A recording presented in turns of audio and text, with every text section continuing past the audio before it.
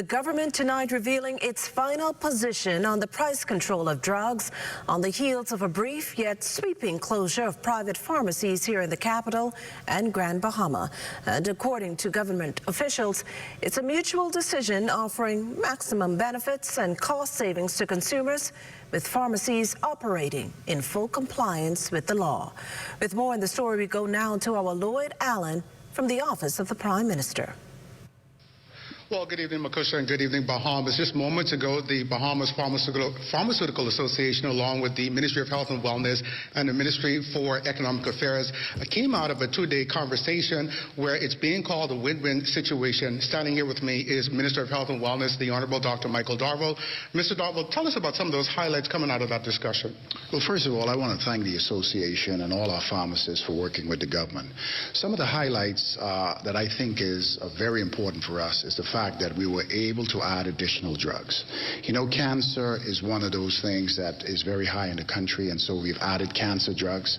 And then, of course, we have a lot of dialysis patients, and we have a lot of cases of renal insufficiency, and we add those drugs.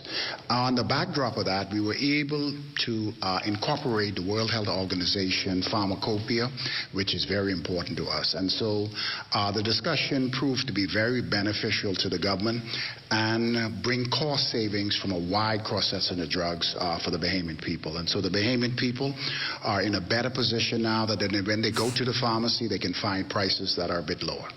Now, of course, this agreement stands for the next 3 months. Standing here with me is the president of the Bahamas Pharmaceutical Association, Shantana McBride. Ms. McBride, of course, some good news here. I know initially you had some major concerns prior to those conversations with the government. What can you say now? At this current time, we came up with an agreement that both sides can survive off. And, you know, government, as he indicated, would now be able to provide economic relief for patients that were not originally in the category.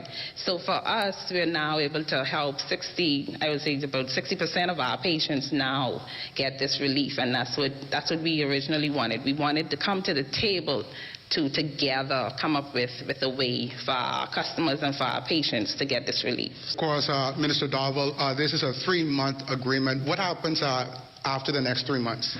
Well, you know, you listen to the Minister of Economic Affairs, Mr. Alcides. He indicated that this particular price control amendment is for 3 months, but I believe that we have laid a solid foundation that we will be able to come back to the table to revisit, and hopefully if the economy recovers the way we anticipate, we may not have to do it, but it is something that we need to think about, and I believe we've laid a solid foundation to come back to the table after the 3 months.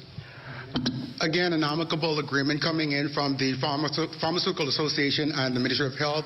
Reporting here from the Office of the Prime Minister for the Bahamas tonight, I'm Lloyd Allen.